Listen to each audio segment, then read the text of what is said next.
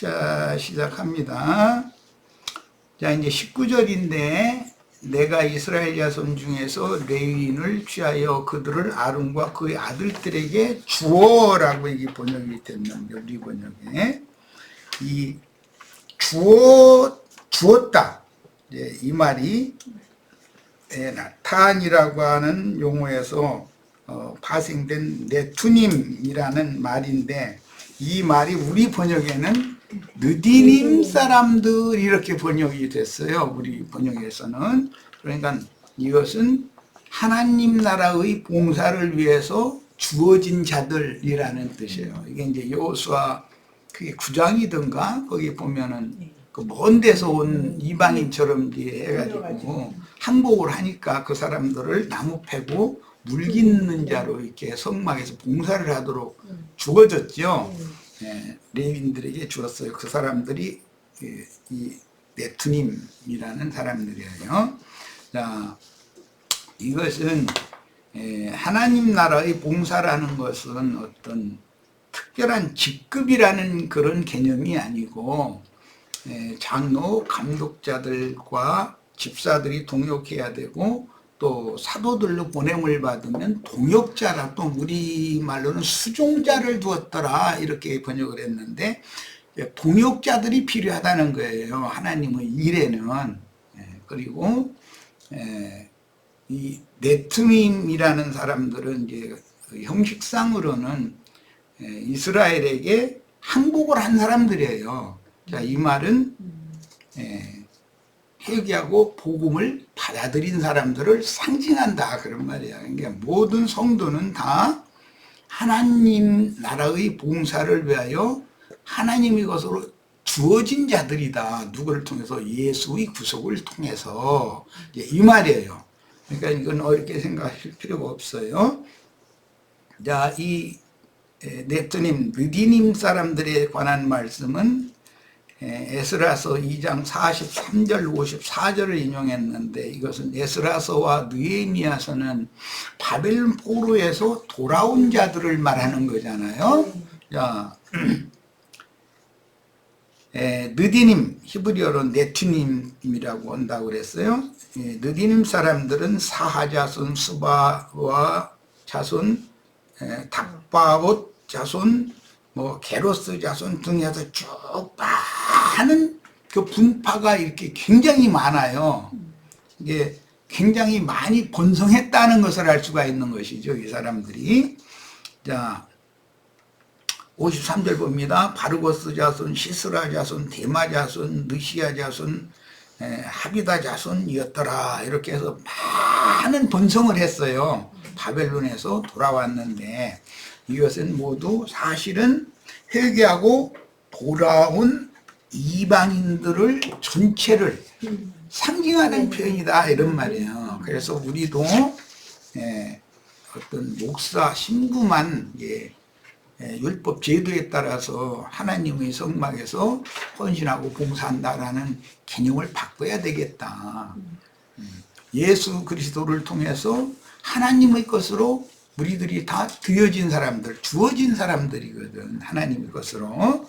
그런 개념을 가져야 이제 제사장 나라를 회복해야 된다라고 하는 기본 원리를 이제 이해할 수가 있는 거예요. 그래서 이걸 강조하는 거예요.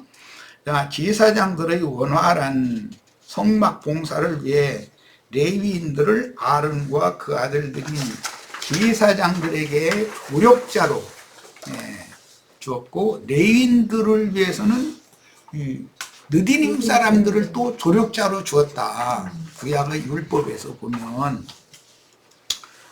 자, 그럼 이제 오늘은 이 느디님 사람들에 대해서 좀 생각을 좀 해보려고 그래요. 네투님이라는 말은 받쳐진 사람들, 주어진 사람들, 그런 뜻인데, 이들은 원래 전쟁 포로들이었다. 항복한 자들이었죠. 여호수아 9장에 보면.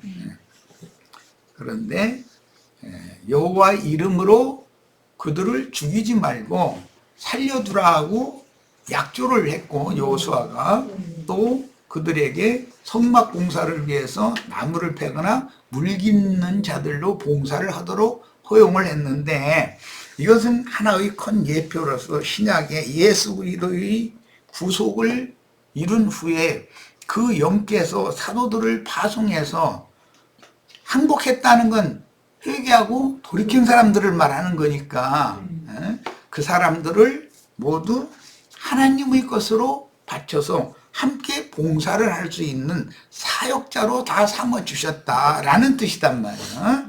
그러니까 제사장 나라라고 하는 기본 개념이 이런 데서 이해가 되어져야 돼요.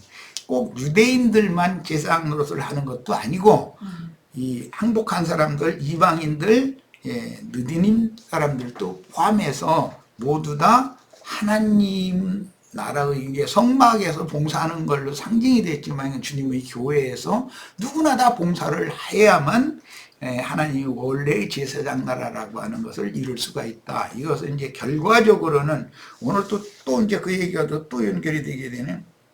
결과적으로는 왕 같은 제사장들이 되어서 그 1000년 동안 생명 안에서 왕노로 돼서 다스리는 자가 되는 것을 추구를 해야지, 그 다음 부활에 일어나서 겨우 백성이 되는 걸 추구하는 것은 그것은 온당한 진리 지식을 갖춘 신앙 추구가 아니다라는 말이에요. 그런데 백성이 되는 것마저도 일단 하나님의 것으로 주어진 자들이 돼야 되는 것이지, 하나님이 받으심이 안 된 사람이면 그럼 하나님 나라의 봉사자가 된다는 게 있을 수가 없는 거예요. 하나님 나라의 구성원이 된다는 것 자체가 있을 수가 없는 일이에요. 자, 이 문제는 이제 매우 중요하기 때문에 이런 그들은 그때 당시 신분이 이제 성막에서 뭐 막일, 잡일, 뭐 그 그릇이나 그 제기들이 피가 많이 묻고 이제 이러니까 그 그릇을 닦는다든지 뭐 물을 길어온다든지 계단에는 나무를 계속 태워야 되니까 나무를 장작을 패는 이런다든지 이런 잡무를 맡아서 했다는 거예요. 자, 이들은 이스라엘 사회에서 한 계급을 이루어 특별한 성읍에서 느디님 사람들이 사는 성읍을 별도로 주었다는 것이죠. 이 말도 이방 교회와 유대인의 그 교회에는 신앙이 차이가 있을 수밖에 없다라는 걸 암시하는 거예요.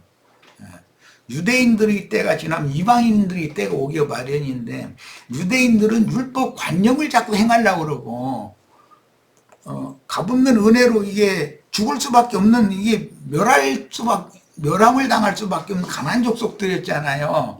이들이 값없는 은혜로 살리심을 받았고 거기다 대고 하나님의 성막에서 봉사를 할 수 있는 이런 특혜를 받은 것이거든. 자, 그런데 이 사람들이 그들의 성읍에서 살았다라는 것은 이방 교회와 유대인들의 신앙 체계는 다르다라는 거예요. 그걸 이제 여기서 암시를 받을 수 있어요. 그리고 그들은 그때 당시 국세 세금도 면제받았다는 거예요. 그들은 또 안식일을 지켰고 이방인과 혼인하는 것을 삼가했다 그랬어요. 그러니까 이 사람들도 많이 유대인화 되어지고 동화된 사람들이다 라는 말인 것이죠. 자, 이스라엘 자손을 대신하여, 그러는 이건 이제 계속 설명을 했으니까 예수님이 죄인들을 대신하여 형벌을 받은 것의 근거예요. 그리고 아론 반차의 제사장들이 또 하나님의 구속의 일을 대신하는 사람들이고, 그들을 동역하는 레위인들이 대신하는 사람들이고, 어쨌든 대표자라는 것은 불신자들, 복음을 모르는 사람들을 위하여 하나님께 헌신하도록, 이제 즉 그들을 전도를 할 사명을 받은 사람들을 의미한다. 그러니까 그래서 그런 개념에서 신약에서는 복음의 제사장 직무를 한다 이렇게 표현을 했어요. 율법적인 제사장 직무를 행하는 것과 이제 완전히 대비되는 이야기죠. 자, 그 다음에 저 아래 보면 이스라엘 자손을 위하여라고 되어 있어요. 레위인들의 임무는 성막봉사뿐 아니라 온 이스라엘 백성의 신앙적인 유익을 위해 오로지 신정왕국의 정상적인 국가 경영을 위한 공무원들로서 주님과 주님의 왕국을 위해 헌신하라는 사명이었으나 현대 교회의 목회자들은 발선한 공무원들처럼 비리와 부정을 일삼으니 세상의 비방을 받고 있습니다. 이는 구체적으로 제사장의 제사 사역을 성심껏 도와줌으로 공역한다는 거예요. 그리고 성막을 잘 지키고 보존함으로 이루어질 일이었으나 물질적인 성막에서는 그런 직무가 필요했으니까 이것은 사실은 주의 성령에 의지해서 영혼들이 서로가 지킴을 받고 지켜주고 하는 그런 유기적인 관계가 필요하다는 걸 상징하는 것이죠. 레위인들이 이스라엘 자손을 위하여 성막 기물들을 지키며 야훼 하나님의 영광에 접근하지 못하도록 막는 직무는, 이거는 신약의 예수님이 회복한 제사장 직무와는 전혀 맞지 않는 직무다 이거예요.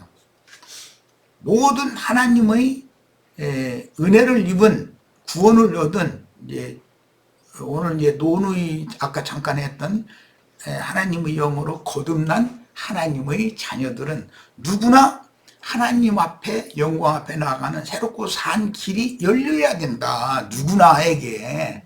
꼭 대제사장 연령 1차에만 들어가는 그런 시대를 계속해서는 안 된다 이 말이에요. 말하자면, 자, 세상에서는 높은 지위를 차지하고 일반 백성들 위에 군림하는 자가 큰 자들이나 천국에서는 가장 낮은 지위에서 섬기는 자들이 큰 자들이므로 성막에서 봉사할 때 아론과 그 아들들 그리고 레위인들에게 잡무를 하도록 붙여준 신분적으로는 가장 낮은, 성막에서의 신분적으로 보면 대제사장, 제사장, 레위인, 그 다음에 느디님 사람들이, 그러니까 제일 낮은 직급을 가진 사람들이었던 것이죠. 그런데 이것도 우리는 영적으로 해석할 때 세상에서 큰 자, 높은 자는 하나님 나라 천국에서는 낮은 자인 것이다. 그러니까 그때 당시 낮은 자로서 주님 앞에 불평 없이 그런 막일, 허드렛 일 이런 것만 하는데도 자기 일을 충성스럽게 한 사람들은 이 사람들이 사실은 천국에서 큰 자가 되는 것이다. 그래서 섬기는 자가 섬김을 받는 자보다 천국에서는 더 큰 자다라고 말씀하신 원인이 그거라는 거예요. 자, 그리고 이제 속죄하게 한다 그랬는데, 레위인은 이스라엘 전체를 대신해서 속죄의 제사를 하는 것이잖아요. 네. 복음을 전하는 제사장, 신약으로 말하자면 제사장들은 저 사람이, 복음을 들어야 될 저 사람이 영원한 멸망을 받을 수밖에 없는 형벌이 이미 심판 아래 이미 놓여 있는 사람이에요. 그는. 그런데 그 사람의 진리를 가르쳐서 회개하고 돌이키게 만들어서 그 사람도 하나님 나라의 일원으로 들어올 수 있도록 하는 사명을 우리가 누구나 다 할 수가 있고 다 해야 된다는 거예요. 이미 하나님의 영광 앞에 나가는 새롭고 산 길은 예수님이 이미 열어놨으니까 그 길을 가르쳐만 주면 되는 거예요. 길이라는 건 하나님의 영광에 나가는 방법. 이것은 복음을 믿기만 하면 된다. 이것을 가르쳐줘야 된다고요. 누구에게든지. 자, 문제는 이제 여기에서 다 교회 안에 있다고 하지만, 다 이스라엘 백성인 것 같지만, 아까 우리 홍영재 잠깐 얘기 중에 하나님의 아들들이라도 바벨론에 단체적으로 사로잡혀 갔는데 시간이 전 다음에 돌아온 소수만 있고 나머지는 돌아오지 않았잖냐. 그들이 하나님의 아들이었는데 왜 다 멸망받은 거 아니냐. 지금 이 말을 했어요. 여기서 우리는 뭘 생각을 해야 되냐면, 교회 안에는 가라지 씨가 덧뿌려져 있기 때문에 다 똑같이 겉으로 볼 때는 하나님의 백성으로 다 보여요. 또 다 왕이고 제사장 중이고 선지자들이고 또 뭐 기능공들이고 다 그런 사람들이었어요. 그들의 후손들이고. 그런데 그들이 겉으로는 하나님의 백성인 것 같았지만 하나님이 그 생명의 세계에서 볼 때는 하나님의 영으로 난 것이 아니라 다른 영을 받은 사람들이 교회 중에 얼마든지 섞여 있을 수가 있는 거라는 걸 생각해야 돼요. 그들은 절대로 돌아오지 않아요. 둘째 아들은 고생고생하고 들어왔어요. 그러나 시험나무 열매를 돼지에게 먹여서 돼지 치는 자들은 절대로 아버지 집으로 돌아오질 않아요. 그건 관심 없어요. 자기는 돼지 치는 것에 관심이 있지. 이런 걸 잘 생각을 해야 돼요. 교회 안에 많은 사람이 있다 해가지고 다 하나님의 아들이고 천국의 자녀다 이렇게 생각하면 안 된다는 거예요. 섞인 무리가 많이 있기 때문에. 그래서 최종적으로 추수를 할 때는 다 분별을 해서 거두는 거다. 꼭 아들이어야 되는 거예요. 생명이 하나님의 생명으로 나아졌어야만 하나님 나라의 상속자가 되는 것이지 다른 씨로 났으면 예수님을 믿은 유대인들 보고 우리가 다 아브라함 자손이다 그러면 나도 안다 너희가 아브라함 자손인 줄은. 그건 혈통적인 얘기잖아요. 그러나 너희는 사실은 마귀 자식이다. 그래요. 그러면 예수를 믿는 사람들 보고 하는 말이에요. 이건 뭐냐, 혼합된 사람들이, 혼잡한 사람들이, 그 사람들은 자기의 관념을 믿을 그 길을 가려고 그러고 자기네들이 보는 관점의 신앙생활을 하려고 그러지. 돼지치는 자들은 돼지치는 것이 업이지 아버지 집으로 돌아가는 것을 관심을 갖지 않는다는 거예요. 이런 걸 잘 우리가 생각을 해봐야 돼요. 하나님의 나라라고 해서, 즉 교회라고 해서 다 우리는 하나님의 아들들이다, 하나님의 자녀들이다. 우리는 영원한 하나님 나라가 이루어지면 최소한 하나님 나라의 백성은 될 수 있다. 이렇게 잡으면 안 된다는 거예요. 그러니까 이런 문제도 잘 생각을 해봐야 돼요. 섞인 무리가 얼마든지 있을 수 있다. 왜 섞이는가? 다른 복음을 더 쉽게 받아들이는 것이 사람의 특성이라는 거예요. 사람 그렇게 약해요. 왜냐하면 육적인 사람들은 육적인 얘기를 해주면 훨씬 듣기가 쉽거든. 그건 받아들이기가 쉽잖아요. 교회에 계속 문제가 있었던 것은, 성경에서 교회들마다 문제가 있었던 것은 섞인 무리 때문에 그런 거예요. 섞인 무리 때문에. 이걸 잘 생각하시길 바래요. 자, 그 다음에 이제 20절로 22절입니다. 이게 이제 발람과 니골라 당으로 변질된 종교 지도자들 때문에 계급 체제의 종교 집단의 폐해가 계속 이어진다 이거예요. 그들은 사실은 하나님의 자녀들이 아니란 말이에요. 이거는 섞여 있다 해가지고 다 하나님의 아들이고 그들이 훨씬 더 잘 믿는 것 같아요. 그런데 하나님 오실 때는 아닐 수도 있잖아요. 그런데 이제 뭐 구원파 같은 사람들은 뭐 이렇게 말 들어보고 당신 거듭났다고, 당신 거듭 안 났다고 이렇게 했었지만, 우리는 사람의 상대방의 그 심령의 영의 상태를 내가 알 수 있는 게 아니잖아요. 외모로 봐서는 엉뚱한 사람 같은데 그 영은 거듭났을 수도 있는 것이고 우리는 모르는 거예요. 그래서 주의 성령은 각 사람의 심령을 살펴요. 그리고 각자 자기 자신은 자신의 양심이 자신을 살피는 거예요. 그러니까 자신이 알 수 있고 하나님이, 성령이 알 수 있는 것이지, 말씀 가르치는 사람이라고 우리 형제 여기 모이면 잘 나오니까 거듭났구만 뭐 이렇게 하면 안 된다는 거예요. 모르는 거예요 이거는. 네. 자, 이 점을 이게 종교 집단으로 이어지는 폐해의 원인이고, 발람과 니골라당 변질된 종교 지도자들 때문에 섞인 무리가 나온다 그 말이에요. 이것은 생명의 구원과 교리 구원의 차이가 이제 여기서 딱 발생되는 거예요. 자, 이제 20절, 22절로 갑니다. 모세와 아론과 이스라엘 자손의 온 회중이 여호와께서 레위인에 대하여 모세에게 명령하신 것을 다 따라 레위인에게 행하였으되 곧 이스라엘 자손이 그와 같이 행하였더라 그랬어요. 온 회중이 여호와께서 레위인에게 대하여 모세에게 명령하신 것을 따라 레위인에게 다 행했다라는 온 이스라엘은 레위인에게 안수를 하고, 레위인은 요제 제물한테 안수를 하고, 요제 제물을 죽여서 요제로 제사장이 제사를 하고, 그 다음에 레위인은 성막에서 이제 다음 장소, 유진 장소마다 이제 성막인 제사를 하기 위해서 빨리 성막을 다시 차려야 되니까 거기서 봉사를 하게 했다. 그러니까 율법에 따른 봉사를 하는 것이었지만 이것은 신약에서는 부활 생명으로 거듭난, 즉 하나님의 생명을 얻은 사람들이나 하나님을 섬기는 제사장으로 살 수 있다 이 말이단 말이에요 지금. 예. 그런데 섞인 무리가, 가라지 무리가, 발람과 니골라당의 교훈을 받아들인 무리가 훨씬 더 하나님을 잘 섬기는 것처럼 보이잖아요. 다 믿는 사람들인 것처럼 행세를 하잖아요.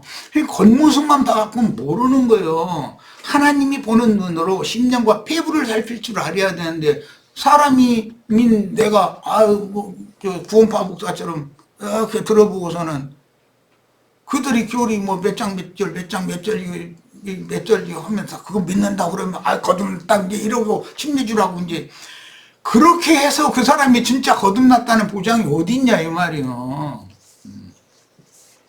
자, 그 다음에 레위인이 이에 죄에서 스스로 깨끗하게 하고 그들의 옷을 빨매 아론이 그들을 여호와 앞에 유제로 드리고 그가 또 그들을 위하여 속죄하여 정결하게 한 후에 레위인이 회막에 들어가서 아론과 그 아들들 앞에서 봉사했다.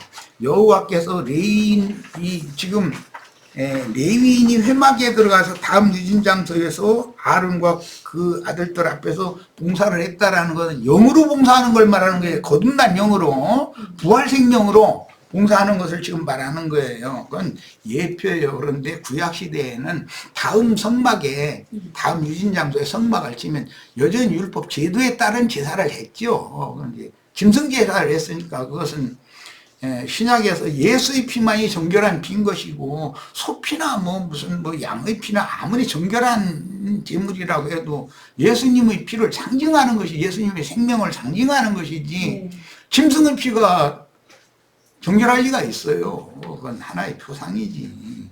이제 그 히브리서에 보면 그리스도 예수의 피를 부정한 것으로 여기는 자들에 대한 말씀이나 그게 섞인 자들이다. 그런데 그들이 실제 교회 모임에서 직분도 행하고 뭘 막 열심히 하고 돈도 잘 내고 하는 거 보면은 믿음이 굉장히 좋은 것 같잖아요. 근데 지금 현상 세계에서는 외모로 사람을 판단을 해야 되는 그런 현상 세계에서는 함부로 사람을 판단할 수 없는 거예요. 모르는 거예요. 끝까지 믿음을 지키고 주님의 은혜에서 끊어지지 않고 달려갈 길을 맞춰서 생명의 부활에 참여하는 걸 추구를 해야 되고, 최소한 그 다음 부활이라도 참여를 해서 영생의 백성에는 최소한 들어가야 되는데, 백성 되려고는 하지 말아라. 그렇게 하면 백성도 못 들어가는 게 더 많은 거다. 그건 가짜 그리스도인이 얼마나 많으냐. 그래서 성경에는 거짓 사도 얘기도 나오지만 거짓 형제들의 박해 얘기가 자주 나와요. 왜 그래요? 그게 섞인 자들이잖아요. 자, 레위인이 이에 죄에서 스스로 깨끗하게 하고 그들의 옷을 빨았다 그랬는데, 이것은 종교 의식상으로 옷을 빠른 것인데, 그것은 창세기 35장 우리들은 잘 알 거예요. 야곱이 언약을, 하나님과 맺은 언약을 지키기 위해서 자기 그 가족들에게 옷을 빨고 모든 것을 다 정결케 하고 우리가 베델로 올라가서 제사를 하자. 이제 거기에서 이게 레위 8장은 거기에서 인용하는 말이에요. 전체가 사실은. 자, 온 이스라엘 대신하여 야훼 하나님을 가까운 거리에서 섬기도록 위임받은 레위인들에게 하나님께서 요구하시는 종교를 종교의식으로 행하고 사역에 임할 준비를 했다는 뜻이니 이것이 현대교계의 목회자들이 그들만의 안수식이라는 것을 계속 이어옴으로 이것이 섞인 무리가 세력을 얻게 하는 요인이 된다. 그건 천국을 향해서 문을 열어줘야 되는데 그건 세상 사람들끼리 영광을 주고받는 그건 세상을 향해서 문을 열어주는 일이거든 이게. 이런 것은 너무 믿음 세계에서는 굉장히 비밀인 거예요 이것이. 예수님은 이런 것을 천국의 왕이신 인자가 와서 죽은 자기 밭에 좋은 씨를 다 심어놨더니 그 밭을 맡은 종들이 졸며 잘 때가 되니까 마귀가 와서 가라지씨를 더 뿌려버렸다. 그랬잖아요. 그게 당연히 교회는 섞인 무리가 있게 된다는 거예요. 그런데 언제까지? 추수 때까지 계속 같이 있게 된다는 거예요. 이제 이것은 역사상으로는 바벨론의 아시리아의 포로로 다 보내버렸어요. 그런데 하나님의 아들들은 곡식은 돌아오는 거예요. 그러나 하나님의 아들들이 아닌 건 세상에서 성공을 하게 돼 있기 때문에 세상에서 바벨론에서 시리아에서 성공한 사람들이 뭘 하고 고통받고 가난해서 어렵게 살라고 예루살렘과 본토로 돌아오려고 하겠어요. 거기서 성공한 사람들이. 이런 걸 잘 생각을 해봐야 돼요. 돌아온 무리도 또 10분 일은 예루살렘에 가고 나머지 9분은 땅에 각 성에게 흩어 살도록 이렇게 했어요. 이런 것들은 우리는 함부로 생각하면 안 돼요. 성경이라는 건. 자, 이런 이제 그들만의 안수식으로 지금 이어오고 있는데 첫 시간에도 잠깐 언급을 한 것처럼 형제회 출신의 형제들이라도 목회 사역을 전도리에서 사역을 하다 보니까 좀 세상 말로 능력이 안 나가는 거예요. 왜냐하면 받아들여주는 사람들이 어떤 교권이라고 하는 의식에 찌들어 있기 때문에 신부 목사라는 그런 호칭을 사용하지 않는 사람이면은 권위자로 여겨주지를 않는 거예요. 그러니까 하나도 안 되니까 전도를 잘하고 많은 사람 얻기 위해서는 나도 한수를 가서 받겠다. 그럼 우리 10명만 있어도 어느 내가 만만한 교단에 가서 기독교 교회는 막 장로교단, 침례교단, 성결교단, 감리교단 해서 교단 중에 각 파가 수두씩 많아요. 신학교가 얼마나 많은지 몰라요. 나 여기 이렇게 해서 몇 년 전부터 이렇게 몇 사람 모아서 목회를 해놓는데 나는 아직 직분이 없다. 나 안수 좀 해다오 그러면은 돈만 얼마 딱 요구하고 그거 안수해준다는 거예요. 내가 전에 들은 이야기인데 이건 농으로 한 얘기인지 모르지만 김포공항에서는 평신도에다가 비행기 타고 미국에 도착하는 사이에 목사가 돼가지고 딱 내린다는 거예요. 미국에 도착하면 목사로 온다고 이제 그런 말하고 어떻게 그냥 하느냐고 그랬더니 미국에 있는 신자들이 초대를 할 때 그 신학교에다가 돈을 미리 다 주어서 다 연계가 돼 있기 때문에 그 사람이 비행기 타고 미국에 딱 발 딛기만 하면 이제 그때부터 목사가 되는 거다 이제 이러더라고. 이야 참 좋은 세상이라네. 그거 나 미국의 유영재님한테 들었어 나 그거. 그런 식이라는 거예요. 예를 들어서 내가 지금 어떤 세속교계의 어떤 교단의 노회나 어떤 교단의 어떤 곳에 가서 나 아무래도 목사 안수를 받아가지고 목사 사명을 해야 되겠다고 그러면은 자기네 교단 들려가는 건데 제발로 걸어 들어오는데 자다가 떡 준 거잖아. 그렇게 생각한다. 그리고 그 목사 안수 해주는 조건으로 돈이 이제 뒷거래가 왔다 갔다 하니까 이런 식이면 그런 것이 사실은 봉사자들의 전인격과 성결, 거룩성은 사라지고 교권주의 사상이 팽배하여 신앙이 혼탁해지고 종교의식에 오히려 집착하게 하고 섞인 무리로서 위선적인 신앙생활을 하는 문을 열어놓는 노인이 된다 그래요. 그러니까 부활 생명으로 하나님의 복음의 제사장으로 봉사를 하게 한다는 말씀을 우리가 예표를 지금 보는 것이지만 구약 성경이니까 레위인을 사람을 요제로 드린 다음에 봉사하게 하라 이제 이랬는데 이런 말씀을 통해서 우리는 많은 걸 생각을 해봐야 돼요. 하나님의 나라라고 하는 교회가 왜 이렇게 썩고 많은 문제를 일으키게 되는가. 그것은 섞인 무리를 불러들이는 이 문노릇을 하는 자들이 있단 말이야. 발람, 니골라당 이런 자들이. 그래서 우리는 이런 것과 싸워야 된다. 그래서 신앙의 정절을 지키는 자들만 신부가 되는 거잖아요. 신앙의 정절을 지킨다라는 말은 하나님의 생명을 간수한다라는 말도 같은 뜻이고 진리 말씀이 그러면 세상의 조류와 무슨 흐름이 어떻든 박해가 오든 말든 오직 주님만 보고 성경의 진리를 우리는 행해야 된다 이거예요. 수가 많으냐 적으냐 이런 거 볼 것도 없고 이게 신앙이라는 것이 진리의 신앙을 지키는 것이 섞인 무리로 말미암아 교회가 훼손을 입는 것을 방지하는 것, 이것은 영적 전쟁을 하는 거기 때문에 레위인의 봉사라는 건 사실은 영적 전쟁과 같은 것이었었거든. 그런 개념을 이해를 꼭 하시길 바라요.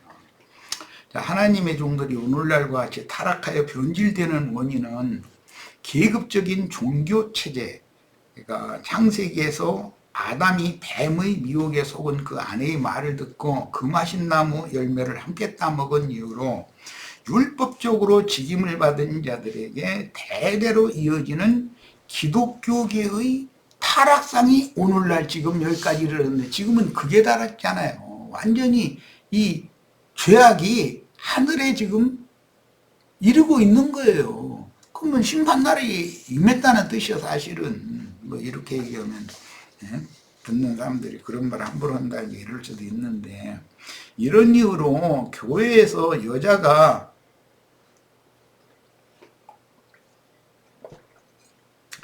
남자를 주관하려 하거나 우두머리의 지위나 신분을 취하려 하는 것을 엄격히 금지하고 있는데도 개신교계에는 소위 여자 목사들이 장로 감독자의 지위를 차지하고 하나님이 정하신 창조 질서를 거스르고 있으니 이런 일들은 교계에 하나님의 심판이 임했다는 증표다. 땅이 하늘을 대신할 수는 없는 거고 땅이 하늘을 대신할 수 없다는 것은 땅이 하늘을 감쌀 수는 없는 것이다. 하늘이 땅을 감싸는 것이지. 그건 하나님이 창조 질서다 이 말이야. 자, 조물주 하나님께서 왜 나를 남성으로 창조하셨거나 여성으로 창조하셨는지를 의식할 필요도 없이 하나님의 창조 질서를 불신한다면 조물주가 누구는 남자로 누구는 여자로 창조한 것이지 내가 나 여자로 창조해 주세요 이렇게 한 사람 하나나 있어요? 남자로 창조해 주세요 이런 사람 어디가 있어. 그분이 계획해서 하는 거지. 그래서 하나님의 창조 질서를 불신한다면 하나님의 창조 세계를 어떻게 하나님이 질서대로 경영할 수 있을 것인지 루시엘 천사의 타락과 반역이 무엇인지 깊이 공부해 피조물이 조물주를 대적하는 현상, 이것은 마땅히 심판할 수밖에 없는 거다 이거요. 이런 것을 공부해서 순종과 동역을 배워야 합니다. 하나님께서 한 남자와 한 여자를 서로 사랑하게 하셔서 혼인을 통해서 한 가정을 세우게 하시고 여자는 남자를 돕는 배필로 정하신 이치는 하늘이 한 하나님인 그리스도와 한 여자인 교회에 대한 필수적인 동역관계를 정하신 것을 암시한다. 그 성막봉사에서 아론과 그 아들들인 제사장들과 느디님 사람과 레위인들의 상호 동역관계를 정한 것은 질서의 하나님께는 참으로 중대한 문제인 것이다. 그 다음에 한 남편과 한 아내의 동역과 그들 사이에 태어난 자식들의 가족관계, 이것도 무질서하면 그 보고 세상내는 콩가루 집안이라고 그러죠. 뭐든지 질서가 중요하단 말이야. 이게 은상이 여기 양양 군청 뭐 아주 시골에 있는 뭐 아주 소도 군청이지만, 군청에는 이 양양군 내에는 같은 그 동급으로 공무원법의 급수로 하자면 군수나 뭐 여기 경찰서가 이제 곧 온다고 그러는데 경찰서장이나 뭐 다른 어떤 기관장이 급수가 같지요. 급수는. 그렇지만 임명직 공무원들과 주민이 선거를 해서 뽑은 선출직 공무원은 같은 급수라도 훨씬 거리가 크죠. 그것은 그 누구도 그 사람 잘못했다고 함부로 이렇게 잘라내거나 이렇게는 못 오잖아요. 주민들한테 의사를 다시 물어봐서 투표를 다시 하든지 의견을 다시 물어봐가지고 해야 되는 일인 것이지. 왜? 민주국가니까 우리나라는 무슨 왕정국가나 무슨 전제 군주국가가 아니잖아. 이런 것을 우리는 알아야 되고, 내가 가끔 그 얘기하지만 작년 회사 공무원 합격해가지고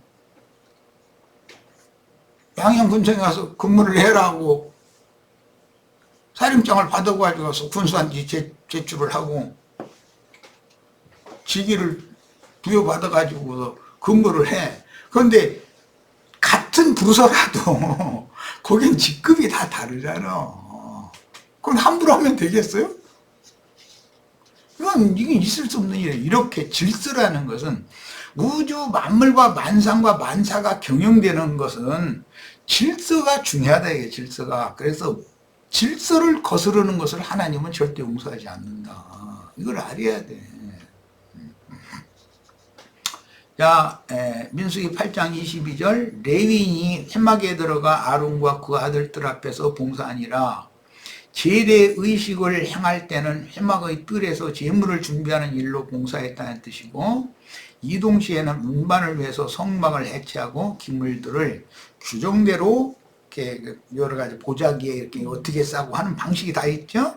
싼 후에 그것들을 운반하는 임무를 수행하여 제사장들의 직무를 동역했다는 뜻인데, 이것은 성도들의 영적 믿음의 진보에 도움이 되도록 헌신했다.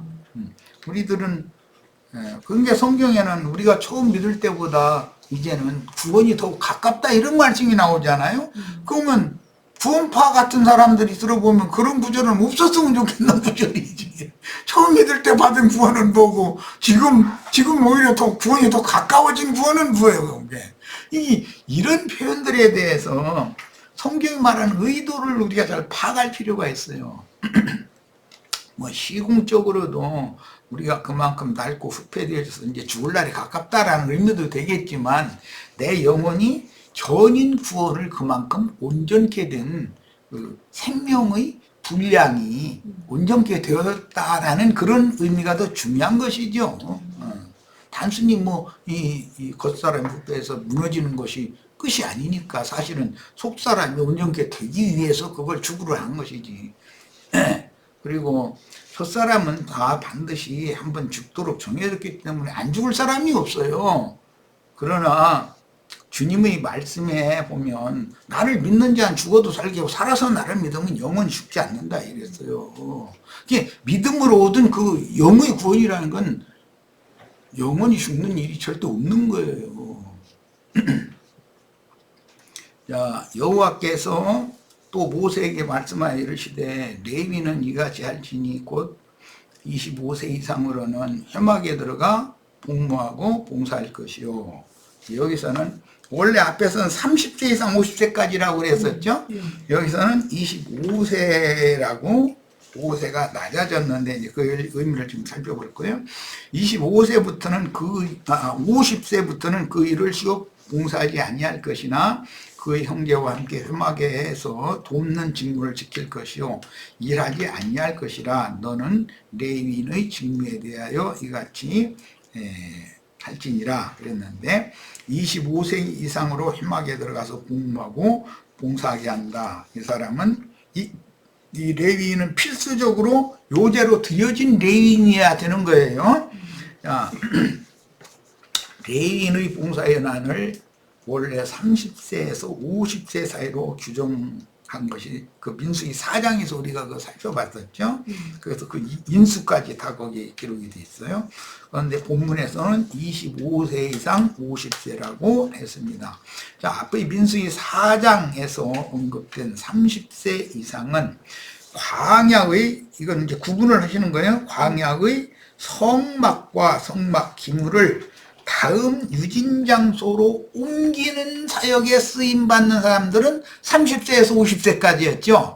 그런데 다음 유진장소에서 짐승을 잡고 뭐 장작을 뭐 어떻게 옮기고 뭐 하는 등등 이런 일을 하는 건 힘이 좀 있는 사람이 25세로 한다. 그러니까 실제로 요제로 드려진 후에 성막에서 봉사하는 사람들은 25세 이상, 그 다음에 성막과 성막 기물을 이동 운반시키는 사람은 30세 이상. 자, 그럼 이게 무슨 차이가 있느냐?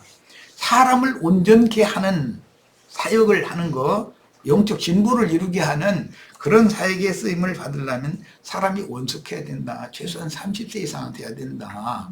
그런 뜻이고, 노력봉사, 몸으로 봉사하는 일은 힘이 있어야 된다. 이제 그런 것을 알 수가 있어요. 이렇게 시간이 이렇게 빨리 가나 모르겠어. 자, 그럼 뭐 시간이 다 됐으면, 그리고 이제 거의 다룰 건 다 다른 것 같으니까, 어쨌든 이제 맨 나중에 다룬 것은 봉사하는 나이를 다룬 건데, 30세 이상이라는 개념은 다윗 왕이 30세 때 등극을 하고 요셉이 30세 때 총리가 되고 이제 하는 것 등등, 이것은 원숙한 사람이 되어야 된다.